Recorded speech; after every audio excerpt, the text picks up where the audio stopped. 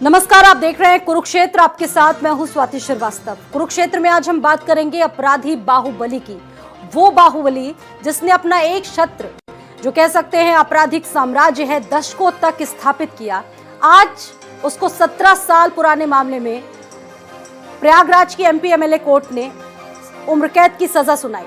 आपको बता दें कि एक लंबा आपराधिक इतिहास, एक लंबी चौड़ी उसकी कुंडली, जिसको काफी अरसों तक खंगालती रह गई उत्तर प्रदेश की पुलिस व्यवस्था, लेकिन वो चंगुल में नहीं आ पाया। लगभग 2017 से अभी वो साबरमती की जेल में बंद है और इस दौरान भी उसने वो तमाम चीजें यहां से कारित करने की कोशिश की और पूरी तरीके से अपने बाहुबली साम्राज्य को स्थापित करता रहा जेल से भी। बता दें कि आज इस मामले में बड़ा फैसला आया है। लगभग 43 साल बाद उस पर फैसला सुनाया है कोर्ट ने। 17 साल पुराना ये मामला, जिसमें आज सजा का ऐलान हुआ है। माफिया अतीक अहमद को उम्र कैद की सजा सुनाई गई है। एमपी एमएलए कोर्ट में जिस वक्त सजा का ऐलान होना था, उस वक्त तस्वीरें हमने आपको दिखाई कि किस तरीके से सुरक्षा घेरे को मजबूत बनाया गया। और आज सजा का ऐलान अतीक अहमद पर हो चुका है, जिसके बाद ये कहा जा रहा है कि अब जो आपराधिक साम्राज्य होगा, ऐसे किसी भी व्यक्ति का जो उत्तर प्रदेश में एक छत्र राज करता है, उसके लिए यह फैसला नजीर साबित होगा। वहीं दूसरी तरफ अगर उमेश पाल के पूरे परिवार वालों की तरफ से रिएक्शन देखें तो उनका भी कहना है कि ऐसे व्यक्तियों पर कार्रवाई होनी चाहिए, ऐसे व्यक्तियों को ऐसी सजा का ऐलान होना चाहिए ताकि ये समाज में नजीर जाए। लेकिन वो इस फैसले से संतुष्ट है, लेकिन उनका ये साफ कहना है कि ऐसे आरोपी को कम से कम फांसी की सजा जरूर हो।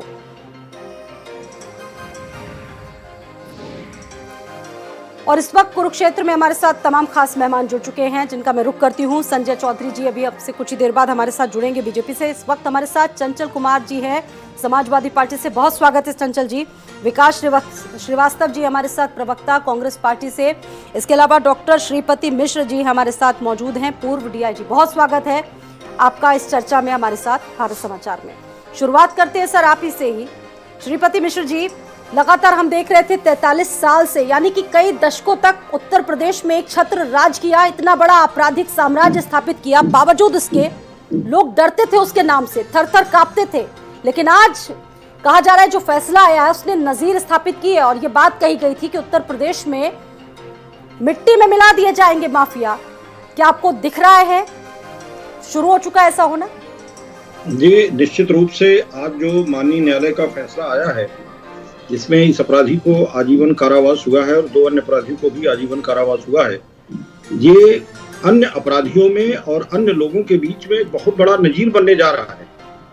और अब लोगों को ये लगेगा कि कानून के सामने जब विचारण होता है तो कितना बड़ा से बड़ा अपराधी क्यों न हो, उसे कानून अपने दायरे में ला करके जो उसकी संगत सजा है वो देता है। और आज वही चीज हुआ है और आज उसको आजीवन कारावास की जो सजा सुनाई गई है, कुछ अभियुक्तों का एक्विटल हुआ है और उसमें 3 को आजीवन कारावास की जो सजा हुई है, ये निश्चित रूप से अन्य अपराधियों पे और समाज पे इसका बहुत सकारात्मक, अन्य अपराधियों में इससे दहशत फैलेगी और समाज में इसका सकारात्मक मैसेज गया है। जी, लेकिन 17 साल का सर लंबा वक्त लग गया फैसला आने में।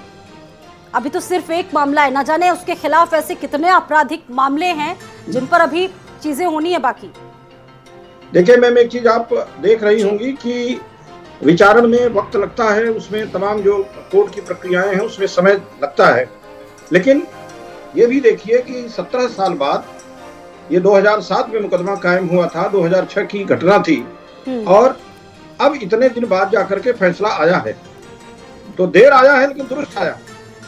और ये तो इनका एक अपराध है, अभी तो तमाम ऐसे अपराध हैं जिसमें लास्ट स्टेज में केसेस चल रहे होंगे, कुछ एविडेंस में चल रहे होंगे, कुछ समय बहस में चल रहे होंगे, कुछ 313 में चल रहे होंगे, तो उनका फैसला अब आना शुरू हुआ है। ये माना जाए कि आतंक का जो काउंटडाउन है, आतंक के अंत का, वो शुरू हो चुका है, क्योंकि ऐसे कई सारे आपराधिक मामले जो इसके खिलाफ बने हुए थे, बहुत बड़ी चुनौती थी पुलिस प्रशासन के लिए सर।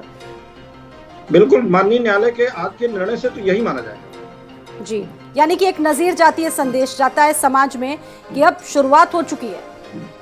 जी जी ठीक है, आपके पास मैं वापस लौटूंगी। संजय चौधरी भी अभी हमारे साथ कुछ देर में जुड़ेंगे, लेकिन उससे पहले मैं चंचल कुमार जी के पास चलूंगी, समाजवादी पार्टी से। बहुत स्वागत है चंचल जी। चंचल जी, देखिए सीधे तौर पर आपकी ही पार्टी पर हमला होता आया है। योगी सरकार ने भी ये बात कही थी कि देखिए आपने ही ऐसे अपराधियों को पोषित किया है, आपने ही ऐसे अपराधियों को संरक्षित किया, जिसकी वजह से इतना फला फूला संसद तक भेजा गया।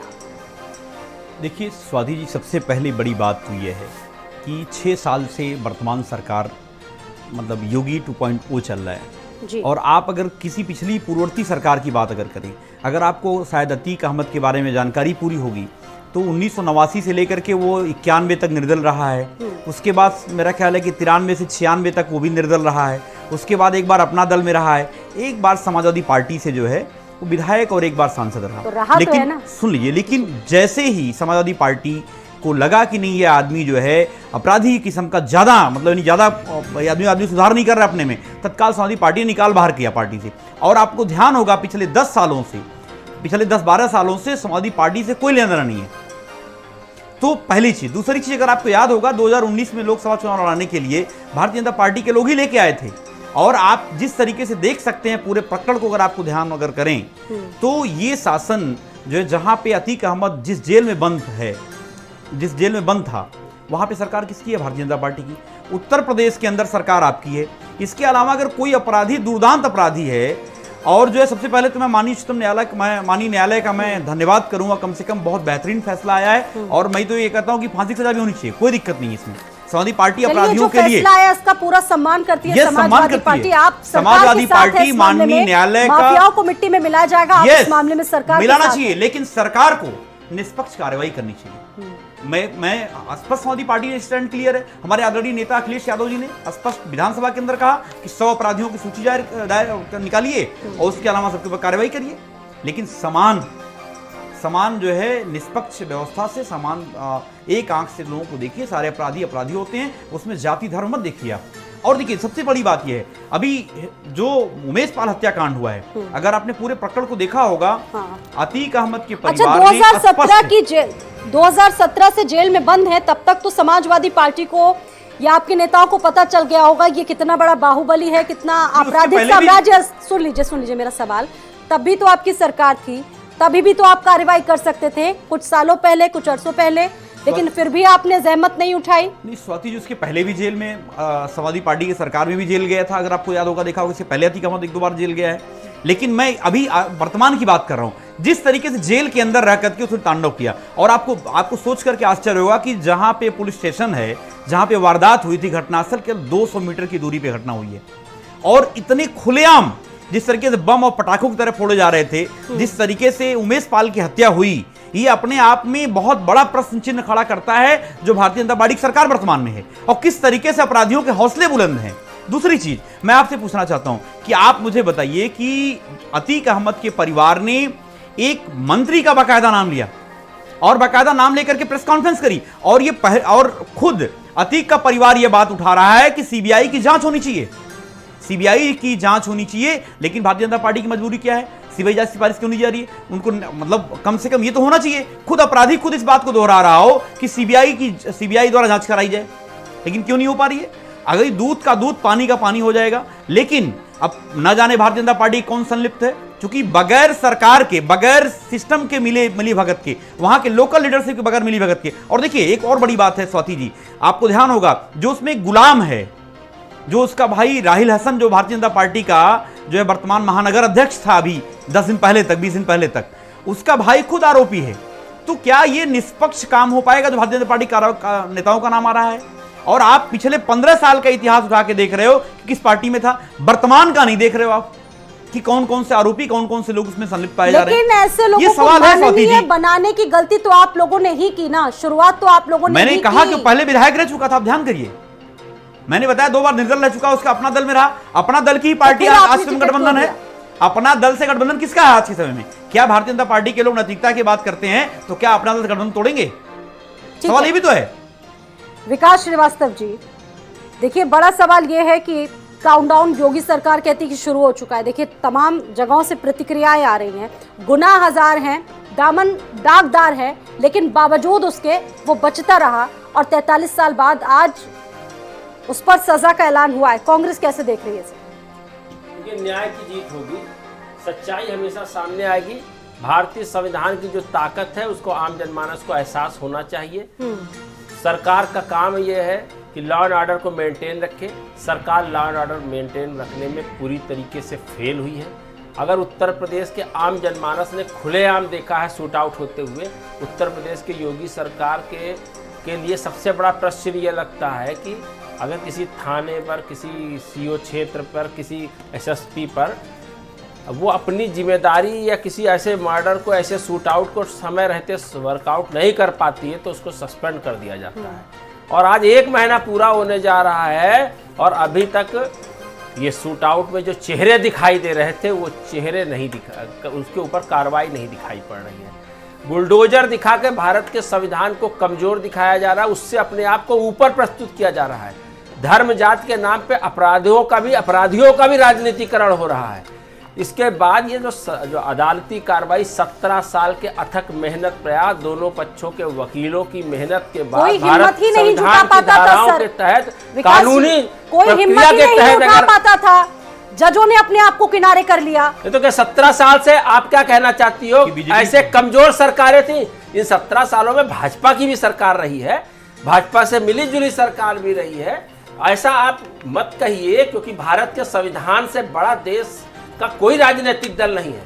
भारत का संविधान मजबूत है, देर ही सही, प्रक्रिया में समय लगेगा, प्राविधान है, आप उसको आनंद फानंद में नहीं कर सकते हैं। यह आपका असंवैधानिक बुलडोजर नहीं है जिसमें आप हर जगह टीवी फुटेज और मीडिया मैनेजमेंट इवेंट करेंगे। सच्चाई और ईमानदारी से लड़ा हुआ कोई भी मुकदमा अपने समय को लेता है और समय से परिशीलन होता है, क्योंकि अपराधी बच निकलते हैं। आज लोगों ने पहली बार उसको रोते देखा, वो किस तरीके से देखिए, कानून इतना ताकतवर है, भारत का संविधान कि पूरे विश्व के लिए नजीर है। और इस कानून के दायरे में रहकर अगर आप संविधान को मजबूत करेंगे तो ऐसे अपराधी रोते हुए क्या गिड़गिड़ाते कार्रवाई को बहुत पहले ही हो जाना चाहिए था। हमारे साथ इस वक्त संजय चौधरी भी जुड़ चुके हैं बीजेपी से। बहुत स्वागत है संजय जी, आपकी क्या प्रतिक्रिया है इस पूरे मामले में? 17 साल बाद फैसला आया, 17 साल से लंबे वक्त से इसका इंतजार हम लोग कर रहे थे। जी, आज का दिन बहुत महत्वपूर्ण है और 1971 में पहला अपराध किया था इस माफिया सरगना ने और 1971 से लगातार इसके ऊपर मुकदमे पे मुकदमे दर्ज हो रहे थे और 100 से ज़्यादा मुकदमे हैं। मुझको लगता है 111 या 112 मुकदमे होंगे इसके ऊपर। और इतने दिनों के बाद इस पर यह पहला आरोप है जिस पर आरोप सिद्ध हुआ, दोषी सिद्ध हुआ और इसको उस अपराध में दंड मिला। मैं समझता हूं कि इसमें जो देखने की बात है, ये जो निर्णय आया है वो MP MLA कोर्ट में आया है। इस कोर्ट को भारतीय जनता पार्टी की जब सरकार बनी तब इस देश के अंदर MP MLA कोर्ट बना। उस कोर्ट में अभियोजन और प्रभावी हो इसलिए उत्तर प्रदेश में ADG स्तर का एक व्यक्ति लगाया गया कि जो भी मामले हैं जिसमें गवाही हो रही है, गवाही में जो जांच होती है वो पुलिस करती है, पुलिस बेहतर जांच के आधार पर गवाही देने के लिए उपस्थित हो, उस मुकदमों की बेहतर पैरवी हो, जो वकील लगे वो प्रभावी पैरवी करें, तो सारे के सारे तंत्र को बेहतर बनाया गया। और इसी के आधार पर 1971 से लगातार अपराध करने वाला माफिया सरगना आज उत्तर प्रदेश के अंदर 2003 में पहली बार एक अपराध में दोषी सिद्ध हुआ है। और हमने देखा है कि पहली बार उत्तर प्रदेश में अपराधी के सर पर मौत मंडराती है और उसके आंखों में आंसू निकलते हैं। मुझे लगता है कि किसी भी राज्य में, किसी भी देश में अगर अपराधी इस स्थिति में पहुंच जाए तो निश्चित रूप से वो एक बेहतर स्थिति होगी, राज्य के लिए भी, समाज के लिए भी, देश के लिए भी, प्रदेश परिवार के लिए कहता है, भी। उमेश तो पात्रा, आज उनकी उत्तर मां और प्रदेश, उनकी पत्नी कहती है कि फैसला तो स्वागत योग्य है, लेकिन अतीक अहमद ऐसे जगत से आता है जहां उसका साम्राज्य बना बनाया है और अभी भी अगर वो जेल में रहता है तो वो हमारे परिवार को जान से मरवा सकता है। अभी भी जो भय है वो कायम है परिवार में। संजय जी, परिवार में जो भय कायम है, परिवार के साथ सरकार है, उसे सुरक्षा के दी जाएगी और ऐसे अपराधियों के खिलाफ और बड़ी कार्रवाई लगातार। अब आप देखिएगा कि इस माफिया सरगना को जो कानून की जद में आने से बचता था, लगातार बेहतर पैरवी के आधार पर कानून की जद में सारे मुकदमों में इसके खिलाफ फैसला होगा और जिसको लगता था कि दूसरों की को मौत के घाट उतार देना बहुत आसान है, अब वो मौत के फंदे के हर दिन और करीब आ रहा है। मैं समझता हूं कि उत्तर प्रदेश की बदली हुई दिशा, उत्तर प्रदेश में कानून का बेहतर शासन, उत्तर प्रदेश में अपराध के आपराधिक चरित्र के लोग हैं जिनकी बहुत बड़ी आपराधिक कुंडली है, उनको ढूंढ पाना बहुत मुश्किल है अभी भी, और अभी भी कानून उनका कुछ भी नहीं कुछ कर पा रहा है। मेरे हर जिले में 2-2, 3-3 है भाजपा। नहीं, पहले उनकी बात कंप्लीट कर लेंगे। निश्चित रूप से जिस प्रकार से उनको संरक्षण देने वाले लोग हैं, उनको सप्लाई देने वाले लोग हैं, उनको अपने राजनीतिक वक्तव्यों से कवर फायर देने वाले लोग हैं, जनता इनके खिलाफ पूरी तरह से मुस्तैद है। और मैं समझता हूं कि सरकार की मंशा के साथ सुन लीजिए, पहले मेरा सवाल सुन लीजिएगा। इससे पहले एक प्रेस कॉन्फ्रेंस भी यहाँ पर की गई थी अतीक अहमद के परिवार की तरफ से। उसमें कहा गया था कि कैबिनेट मंत्री नंद गोपाल नंदी का इसमें नाम आ रहा था, आरोप लगे थे उन पर। उस पर भी विपक्षी लोग लगातार सवाल उठा रहे हैं, उस पर सरकार कुछ जवाब क्यों नहीं दे रही है? देखिए, विपक्ष तो इसमें बड़ी मजेदार बात है कि देखिए, हत्या जिसकी हुई और जिसने हत्या की, उमेश पाल जी के पहले राजू पाल की हत्या होती है और दोनों अपराध और अपराधी करने वाले एक ही खेमे में, एक ही राजनीतिक दल के संरक्षण में खड़े हो जाते हैं। देखिए, यह शुरुआत है, it is a one step forward. तो मैं समझता हूं कि जिस प्रकार से जिसको कभी भी 41 साल से जो कभी कानून की जद में नहीं आया था, वो माफिया सरगना जिसका एक इलाके पर जिसकी सल्तनत चलती थी, उसी अपने सल्तनत वाली जगह पर वो अगर कानून वो शुरू हो चुकी है। माफियाओं को मिट्टी में मिलाने का जो बयान दिया था योगी आदित्यनाथ ने सदन में, वो हम देखें आज से इसकी शुरुआत हो चुकी है। अपराधियों में डर बैठेगा, भय बैठेगा, कानून व्यवस्था स्थापित होगी उत्तर प्रदेश में, ऐसे अपराधियों का सफाया होगा, ये मान के चले आगे आने वाले वक्तों में। निश्चित रूप से देखिए, गीता में कहा गया है कि परित्राणाय साधूनाम और विनाशाय च दुष्कृताम।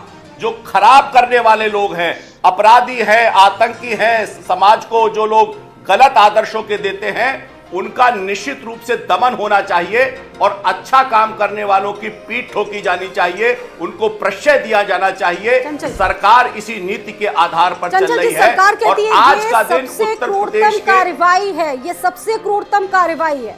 देखिए स्वाति जी, सबसे पहली बात तो ये भारतीय जनता पार्टी की कसीदे पढ़ रहे थे, सरकारी कसीदे पढ़ रहे थे। आप सोचिए, एक गवाह तो बचा नहीं पाया। जिस तरीके से पुलिस स्टेशन से 200 मीटर की दूरी पे, और आपको बता दें, शायद आपको जानकारी भी होगी, उमेश पाल ने कई बार अपनी सुरक्षा व्यवस्था को लेकर कई बार सवाल उठाए थे। कई बार उसे सोशल मीडिया के माध्यम से कहा कि मेरी हत्या हो सकती है। कई बार उसे बड़े अधिकारियों के से भी सिफारिश करी थी, मेरी हत्या की साजिश रची जा रही है, हो सकती है।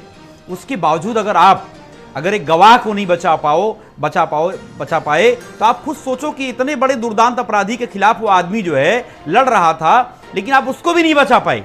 और सबसे बड़ी मजे की बात है, आप कह रहे हो कि जो है लॉ एंड ऑर्डर मेंटेन है, सारी चीजें मेंटेन है। पहली चीज ये है। दूसरी चीज, आप ये सोचिए कि आपका जो इंटेलिजेंस फेलियर है, इतना बड़ा फेलियर कि पता ही नहीं लगा पाया वो कि आखिर यहाँ पे चल क्या रहा है। दूसरी चीज ये है, स्वाति जी इन्होंने अभी बहुत अच्छी बात कही कि जो है लोगों की साठगांठ है, लोगों से मिला हुआ है, बहुत सारी बातें इन्होंने दबी जुबान में कही। मुझे पता है संजय चौधरी साहब की कुछ मजबूरी होगी जो खुल के नहीं बोल सकते, ये इनको भी सच्चाई पता है।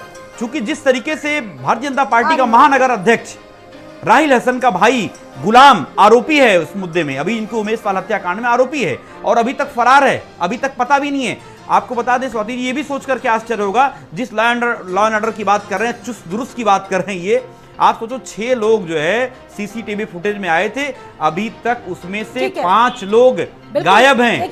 और अभी जो उसमें गुड्डू इस्लाम है, स्वाति जी सुन लीजिए, ये कार्रवाई की बात कर रहे हैं, ये तो माननीय नहीं स्वाति जी, ये माननीय उच्च न्यायालय ने, मैं धन्यवाद करता हूं। और देखिए, चरित्र देखिए है, लेकिन संजय साहब ये बताइए, संजय साहब आप ये बताइए, आपने क्या किया पिछले 1 महीने में? क्या वो 6 लोगों में से कोई पकड़ा गया? माफिया से मिलने के लिए जब घर जाते हैं, अरे सुनिए, इनके सबसे बड़े शहंशाह मुलायम सिंह यादव इस माफिया से मिलने के लिए घर गए तो उस माफिया ने हाथ नहीं मिलाया, उसके कुत्ते से हाथ आगे मिलाकर आए। आगे अरे अभी नंदी जिस साहब भी कुत्ते आपके से- मंत्री हैं, जिसके कुत्ते से नंदी हाथ साहब भी मिलाया बगल था, में बैठे आज हैं वो कुत्ते और की हैसियत में अतीक अहमद पहुंच उनके गया कंधे है। पे हाथ ये रखा हुआ है, उत्तर और कंधे प्रदेश पे के हाथ नहीं लॉ एंड बल्कि ऑर्डर सरकार का। के ऊपर हाथ ये रखा उत्तर हुआ है। उत्तर प्रदेश के राजनीतिक आप ये देखिए इतिहास इस चीज का। को। यह उत्तर है उत्तर प्रदेश के सामाजिक जगत के संदेश का। एक और उदाहरण आपको बता दूं, आपकी ही सरकार चौधरी थी, साहब, मुख्तार चौधरी अंसारी साहब, जेल में आप बंद था। जवाब दो, एक मामले मिसगाइड की- करने का एक काम मत मामले करो। में पेशी यही तो पर प्रॉब्लम है भारतीय जनता पार्टी कचहरी के में आए थे प्रवक्ताओं और की। कचहरी में आने यही के बाद प्रॉब्लम है भारतीय जनता DGP पार्टी के दफ्तर में प्रवक्ताओं जाकर की, DGP कभी वो के सीधा सामने जवाब नहीं बैठ दे पाते गए हैं, थे। केवल तो गुमराह जो करने का माफिया काम करते हैं। सरगना मैंने अपनी सीधा सरकार सवाल पूछा में कि DGP 6 लोग के दफ्तर फुटेज में में जाकर थे, बैठ जाता अभी हो आपने कितने और लोगों वो के ऊपर माफिया कार्रवाई सरगना की, हाथ क्या में वो अभी मिलाए, तक पकड़े उसका गए कि नहीं कुत्ता पकड़े हाथ गए? मिलाता हो। और जिस आज उमेश पाल अगर वो ने कुत्ते की स्पष्ट ये हैसियत कह में आ रखा गया था है, कि मेरी तो हत्या ये हो सकती भारतीय है, जनता लेकिन पार्टी आपने की क्या कही, सरकार सरकार के सो रही कारण थी, ही संभव हुआ आपका है। विजिलेंस सो रहा अगर था, ये आपका LIU सो रहा कोर्ट नहीं था, और होता, कम से कम सब्र अगर करने के अभियोजन बजाय में चौधरी इसकी साहब प्रभावी और आप कार्रवाई यहाँ नहीं सरकार के होती, कसीदे तो पढ़ रहे ये हैं, दिन एक गवाह तो आप उत्तर बचा नहीं प्रदेश पाए पाता। और आप और बात मैं कर रहे समझता हैं हूं कि 17 साल आज से का आप दिन जो वैसे ही कानून व्यवस्था वैसा की दिन बात है। कर रहे हैं। अरे मैंने जैसे कहा कि 100 शिवपाल ने अपराधियों की लिस्ट 100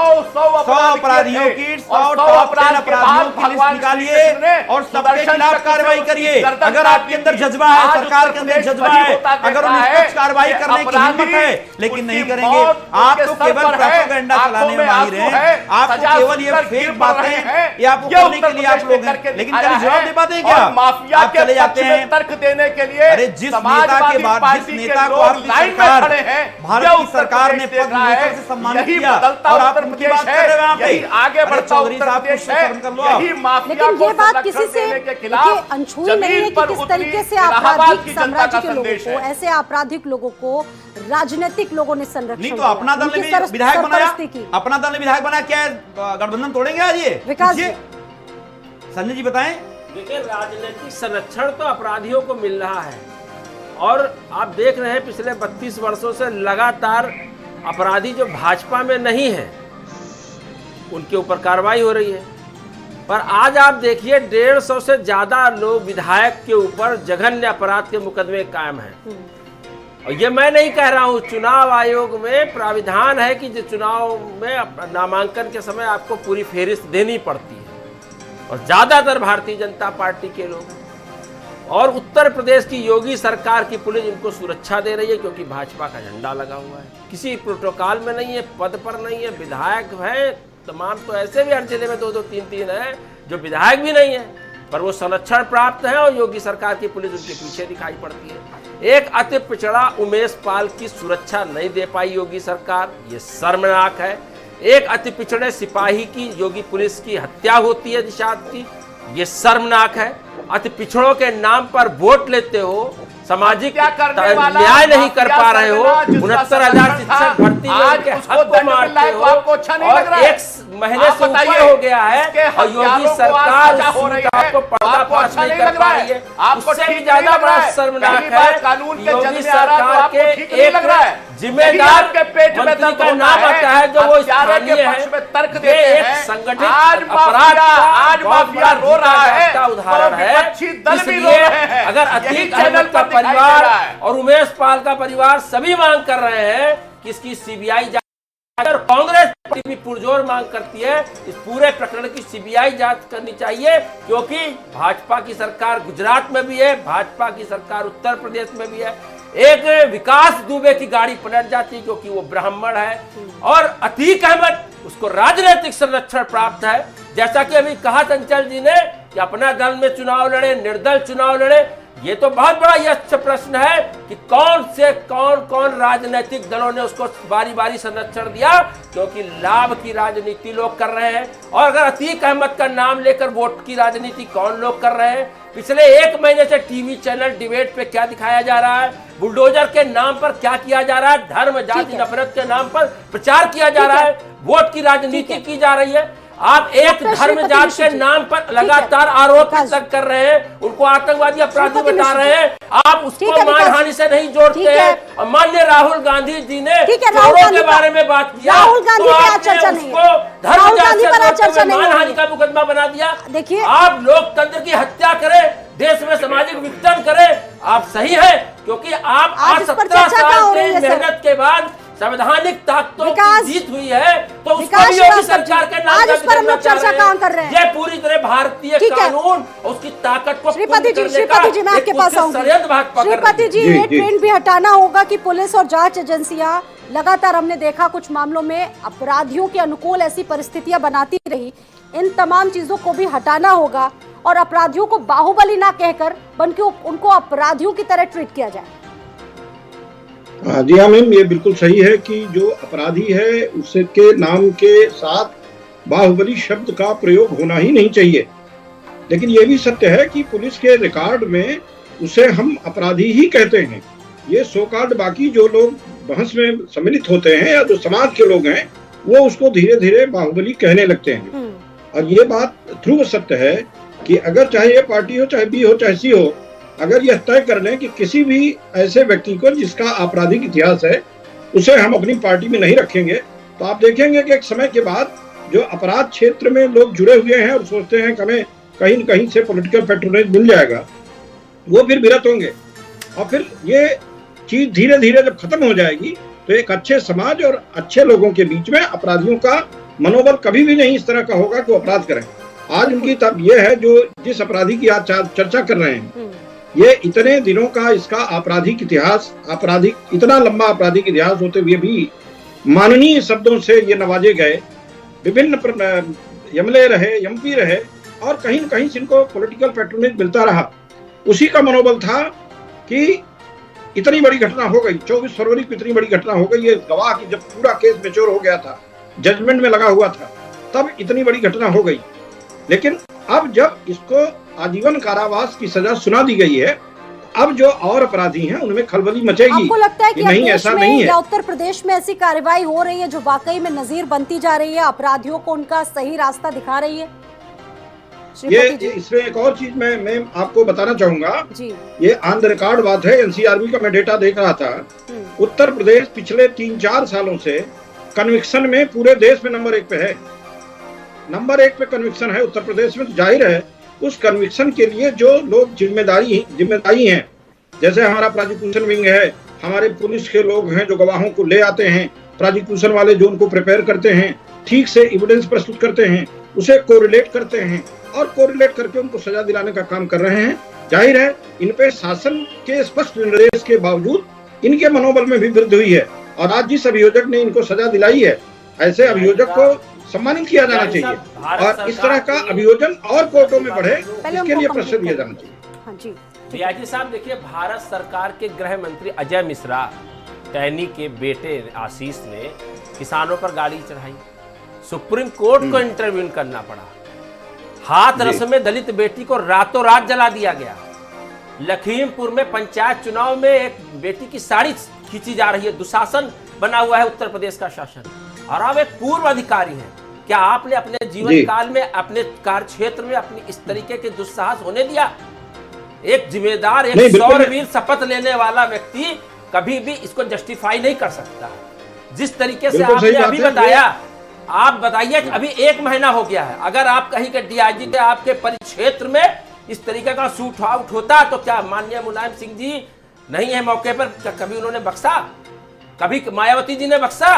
पर आज योगी आदित्यनाथ के ऊपर यह सबसे बड़ा प्रश्न चिन्ह है, यशस्वी होने का यह तमका उसे छीन लेना चाहिए कि 1 महीना उससे ऊपर हो गया है, फुटेज में दिखने वाले लोग नहीं, आप लोग सस्पेंड हो जाते, स्थानीय चौकीदार से लेकर के थानादार से लेकर के डीआईजी तक कार्रवाई हो जाती। पर अभी तक गृह मंत्रालय से मांग करती कांग्रेस पार्टी ने कैसे सीएम को भी तत्काल नैतिकता के आधार पर इस्तीफा देना चाहिए। संजय जी, देखिए, बड़ा सवाल अभी भी है। ठीक है, आप अपनी पीठ थपथपा लीजिए, चाहे जो कुछ भी कहे, सवाल यही कि जो 5 शूटर्स है वो अभी भी फरार है, उनको कब पकड़ेगी पुलिस? देखिए, निश्चित रूप से पकड़ेगी पुलिस गुर्गों को भी पकड़ेगी और गुर्गों के शहंशाह को भी पकड़ेगी। राजनीति में और अपराध में यही होता है कि गुर्गे फील्ड पर काम करते हैं लेकिन उनके सरगना बच जाया करते हैं। अगर वो पकड़ जाते हैं तो कांग्रेस आपको बधाई देगी। अगर है तो ये इसी कारण है अगर आप एक हफ्ते के अंदर अपराधियों को पकड़ लेते हैं तो आपको बधाई देंगे। जो भी इस अपराध में शामिल होगा, और अभी ये बात कर रहे थे हाथरस की, हाथरस में कोर्ट ने क्या निर्णय सुनाया, इन्हें पता है क्या? गलत को जो आपका पुलिसिया बर्ताव दिखाई पड़ा, मैं उस पर बात कर रहा हूं। कोर्ट के फैसले के खिलाफ बोल रहे हैं।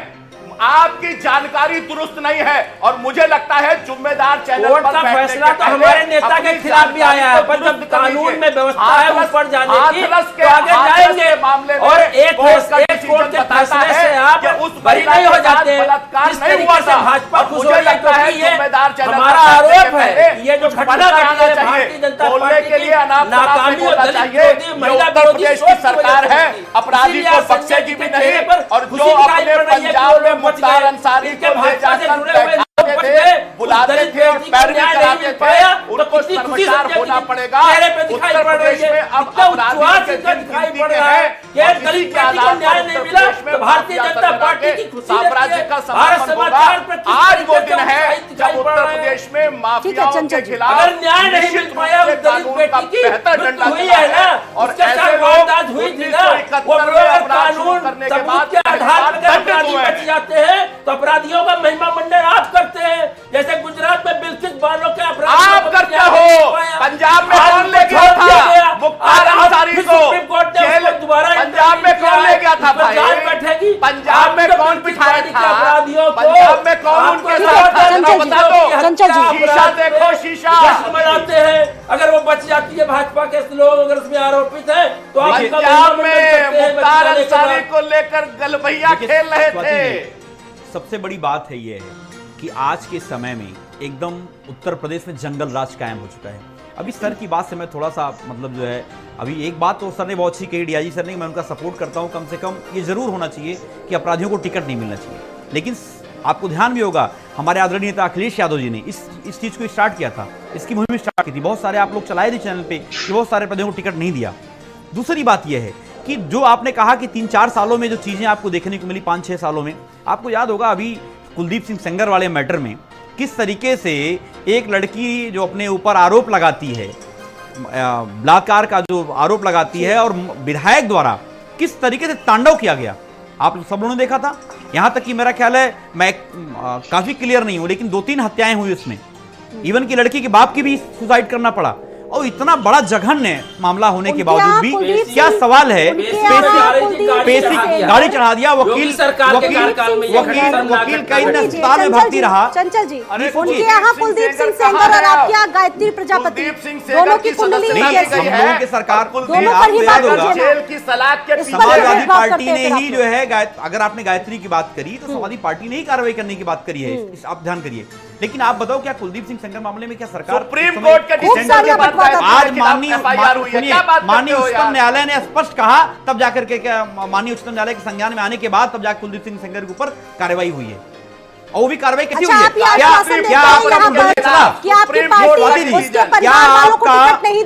सुनिए, क्या आपका बुलडोजर चला और जेल में मिलने कौन गए थे? दूसरी बात है, और आपको सीबीआई जांच की सिफारिश से दिक्कत क्या है? आप क्यों नहीं कराना चाहते हैं? और किन लोग बचाना चाहते हैं आप बताइए? गायत्री तो भारतीय जनता पार्टी के लोगों को आप बचाना चाहते हो, और आपने बहुत सही कहा कि सब बलात्कारियों को बचाओगे, लेकिन अगर अपराधियों के लिए नहीं तो नहीं हो पाएगा, क्योंकि आपकी मंशा यही है कि जो है केवल हिंदू मुसलमान एंगल दिखना चाहिए आपको, वो करेंगे। उसमें जिसका नाम आ रहा है, और कई लोग जो तो आप भी मुसलमान के पक्ष में खड़े हो, ऐसा भी लगता है कि पुलिस द्वारा ही उनको बचाया जा रहा है। अरे भैया, पूजा पाल तो आपकी पार्टी में है, द्वारा ही पूजा पाल के पक्ष में खड़े हो। और सुनिए, आप पूजा पाल के पक्ष में खड़े हो। आपकी पार्टी ने एडीआर की रिपोर्ट पढ़ी है अभी, जो वर्तमान में आपके विधायक हैं, जो आपके मंत्री हैं, कितने लोगों के ऊपर कितने मुकदमे थे, कितने मुकदमे वापस लिए गए हैं। संजय चौधरी उसके डेटा लेकर बैठा करिए आप, और समाजवादी पार्टी की आप बात कर रहे हैं। अरे आप बैठा कीजिए, आप बताइए, आप बताइए ना, ऐसे लोगों को वोटों की राजनीति के लिए हम लोग टिकट नहीं देंगे। आप लोग ये क्यों नहीं कहते? आप लोग क्यों इस पर पॉलिटिक्स कर रहे हैं? चलिए, जो कार्रवाई हुई कम से कम उसको नजीर बना के लोगों के सामने पेश करने की कोशिश कीजिए, और ये भी कहिए कि ऐसे लोगों को टिकट नहीं देंगे। इसीलिए हमने एमपी एमएलए कोड बनाया है। जो भी जनप्रतिनिधि अगर अपराध में शामिल है, MP MLA court fast track के बेस पर उस पर निर्णय करेगा। संजय चौधरी लगे हाथ बता दीजिए, सुनिए संजय चौधरी साहब बता दीजिए, 10 बार विधायक रहने वाला व्यक्ति, 2 बार लोकसभा रहने वाला व्यक्ति क्या मुर्गी चोरी कर सकता है? डीआईजी साहब बैठे हैं, क्या मुर्गी चोरी कर सकता है? क्या बकरी चोरी कर सकता है? क्या किताब चोरी कर सकता है? आप मुझे बताइए आदरणीय आजम खान साहब के बारे में, जिस तरीके से पुलिस द्वारा, जो आप एमपी एमएलए कोर्ट की बात कर रहे हैं, जिस तरीके से पुलिस द्वारा फर्जी मुकदमे लादे गए, और आज के समय में पूरे देश में जितने भी लोग मुखर आवाज में सत्ता का विरोध कर रहे हैं, आपके सिंहासन का विरोध कर रहे हैं, उसके खिलाफ आप फर्जी कार्रवाई करने का काम कर रहे हैं और मुस्कुरा भी रहे हैं आप। कम से कम इतनी तो संवेदना होनी चाहिए आपके अंदर, इतनी तो संवेदना होनी चाहिए कि क्या एक 4 बार का रहने वाला मंत्री, 10 बार विधायक, 2 बार लोकसभा, उनकी पत्नी क्या चोरी, आप बकरी चोरी करेंगे? आप मुझे बताइए क्या बकरी चोरी करेंगे? अरे शर्मानी चाहिए आप लोगों को। और सुनिए, सदा ना रहा है जमाना किसी का, याद रखिए ये जमाना आपका हमेशा नहीं रहने वाला है, इस मुगालते मत रहिए, सत्ता फिर पलटेगी। और जो जनता की सेवा हमने मत रहिए, अरे जनता की सेवा क्या कर रहे हो आप? आज के समय में दुनिया का सबसे महंगा गैस सिलेंडर, आज के समय में डीजल पेट्रोल आपके सर पर बर्बाद करेंगे। श्रेणी में नहीं लिया गया, यानी कि इसमें यह भी कहा गया कि इसमें अन्य को फांसी की सजा नहीं दी जा सकती है। ये अदालती कार्रवाई को संवैधानिक और विशेषज्ञ, संविधान विशेषज्ञ इसको समझ सकते हैं। हम लोग पॉलिटिकल लोग हैं, एक मैसेज जा चुका है कि भारतीय जनता पार्टी में जो शामिल हो गया, जिसको संरक्षण मिल गया, जिसकी गाड़ी में भाजपा का झंडा लगेगा, उसको योगी सरकार की पुलिस, वो अपराधी कितना भी बड़ा सा बड़ा हो, ईडीआर की रिपोर्ट देख लीजिए, टीवी चैनल की फुटेज देख लीजिए, फेसबुक सोशल मीडिया 6 साल का देख लीजिए, लगातार बड़े बड़े अपराधी पूर्वांचल से लेकर पश्चिम उत्तर प्रदेश, बुंदेलखंड के, जिन्होंने भाजपा ज्वाइन कर लिया, उनके पीछे योगी सिक्योरिटी दे रही है। जो नहीं भी विधायक हुए हैं उनको भी सिक्योरिटी दे रही है। और आप बोल रहे हैं सूप बोले चलनी बोले, जिसमें ईडीआर की रिपोर्ट भी छोड़ दीजिए और सारा एनसीआरबी के आंकड़े छोड़ दीजिए, हर थाने की रिपोर्ट मंगा लीजिए। आप एक सम्मानित चैनल है, अपने प्रतिनिधियों को भेज दीजिए। भारतीय जनता पार्टी के जिला अध्यक्ष, शहर अध्यक्ष, प्रदेश के तमाम सारे पदाधिकारी, विधायक, सांसद, सब इतने बड़े बड़े अपराध में लिप्त हैं। और इसके बाद भाजपा में जितने अपराधी सपा, बसपा, कांग्रेस से भगे पार्टी छोड़ के, उसके पीछे डर यही है कि कोई आर्थिक अपराध में फंसा है या किसी के ऊपर जघन्य अपराध का मुकदमा चल रहा है, वो शरण लेने पहुंचा हुआ है। स्वयं मुख्यमंत्री ने वो अपराध के ऊपर अपने मुकदमे समाप्त किए हैं, जो बड़े बड़े अपराध अतीक अहमद और मुख्तार अंसारी जैसे अपराध भी उनके ऊपर भी लगे हुए थे। दंगा भड़काने जैसा आरोप लगा था। बोलने के बाद क्या हुआ? कल हमारे घर में बुलडोजर चला दोगे, हम पर भी मुकदमा ठोक दोगे। काम तो यही करना है। राहुल गांधी ने सच बोल दिया, करोड़ों की लूट हुई है, विश्व का सबसे बड़ा कारपोरेट घोटाला हुआ, पर उनके ऊपर मानहानि का जो दावा बनता ही नहीं है, जो जुडिशियल क्षेत्र ही नहीं है उनका, उस पर मुकदमा चलता है। पर हमको जाना है, हम न्यायालय का सम्मान करते हैं। अब आप न्यायालय की प्रक्रिया पे हमसे ना बुलवाइए, क्योंकि न्यायालय की प्रक्रिया के लिए कानून विशेषज्ञ होना चाहिए और हम उसमें जाकर फंसना नहीं चाहते। पर इतना हम जानते हैं कि मैसेज जा चुका है, जो अपराधी बीजेपी में चला जाएगा, बीजेपी की वॉशिंग मशीन में साफ होकर धुल करके वो भारतीय संविधान और लोकतंत्र। बिल्कुल, इससे पहले श्रीपति जी, आप सभी ने देखा होगा बुलडोजर चला, उस पर भी खूब सवाल उठे। एक सवाल यहाँ से भी उठता है कि जो अपराध है उन पर कार्रवाई होनी चाहिए, शिकंजा कसना चाहिए, लेकिन न्याय सम्मत तरीके से आपको लगता है कि ये हो रहा उत्तर प्रदेश में? देखिए, कार्रवाई जो हो रही है, जहाँ बुलडोजर चलाया जा रहा है, जिनके मकान ध्वस्त हो रहे हैं, बाकायदा जब उसमें आर्डर होता है नगर निगम का या जिला मजिस्ट्रेट का, जो भी सक्षम प्राधिकारी है, वो स्पीकिंग ऑर्डर करते हैं। कुछ चीजें ऐसी भी निकल कर सामने आई है, कहा गया है कि बेकसूरों के मकानों को भी गिराया जा रहा है, जिनका कोई कसूर नहीं था। ये चीज एकदम से कह देना कि बेकसूरों का मकान गिराया जा रहा है, कोई अगर पर्टिकुलर केस हो, उससे संबंधित कोई आदेश हो, उसका परीक्षण हुआ हो और उसमें ये आया हो कि ये कानूनी बात थी, लेकिन इस कानूनी नियम का पालन नहीं किया गया, ध्वस्त कर दिया गया, तब तो बात समझ में आती है। ऐसे तो किसी का मकान गिरा दीजिए, कोई कहेगा साहब ये तो अवैध, ये तो वैध था, गलत गिरा दिया गया। ये कोई तथ्यपरक बात नहीं है, मुझे लगता है। ये जो पूरी कार्रवाई है, जिसमें जो पूरे उमेश पाल की हत्या के बाद जो कई लोगों के घर वगैरह गिरे हैं, तो तमाम में नगर निगम के नक्शे नहीं पास थे, अपराधियों की जब कुंडली खंगाली जाती है तो बहुत सारी चीजें निकल के आती हैं। दिया जी सर, जहां अपराधी शब्द जुड़ जाता है तो वो एक जगह इफेक्ट नहीं करता।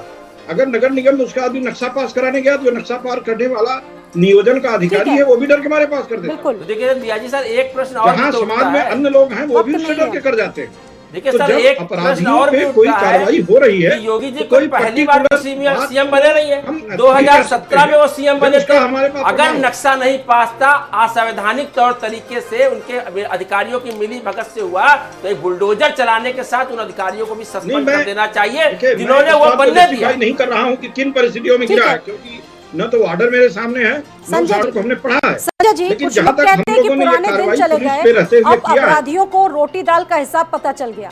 आपको लगता है जी, आपके बिल्कुल पता साम्राज्य चला। में ऐसा हो रहा है? देखिए, अपराधियों को आज जो ये फैसला आया है, जनता भी जानती इस है फैसले का और प्रभाव जनता ने आप अपने देखेंगे। आदेश एक ये के बाद न्यायिक प्रक्रिया है, यानी कि, न्यायिक प्रक्रिया में अपील में जा सकते हैं, कल को अपील में कुछ और निर्णय हो सकता है, वो अलग विषय है। लेकिन आज की तारीख में जो फैसला आया और जो कोर्ट का सीन सामने आया है, वह इस बात का अपने आप में प्रमाण है कि अपराधी के मन में कितनी दहशत है। और आज उसको लगा कि लोगों को जब जान लोगों की लेते हैं ये अपराधी, तब इन्हें शायद नहीं पता रहता। आज अपनी जान पे जब आई तब कोर्ट में रोने लगे। धाराओं की ताकत का ये जीत है सर, ये भारतीय संविधान निश्चित रूप से आज आईपीसी की धाराओं की संविधान की वजह से उत्तर प्रदेश के सारे के सारे जेल माफ कीजिएगा संजय चौधरी ये उसकी जी, माफ बात है। कीजिएगा, एक मिनट।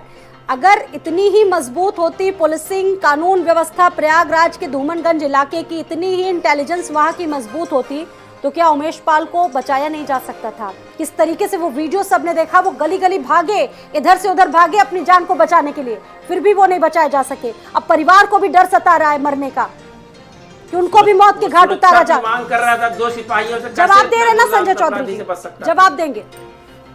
सारे सवालों का जवाब दे रहा हूं, आपके भी और आपके जो मित्र प्रवक्ता बैठे हैं उनके भी।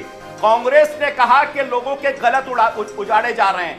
सुप्रीम कोर्ट में जमीयतुल उलेमा ए हिंद 6 महीने पहले गई थी और उसने कहा था कि उत्तर प्रदेश में जो घर उजाड़े जा रहे हैं वो न्याय संगत नहीं है।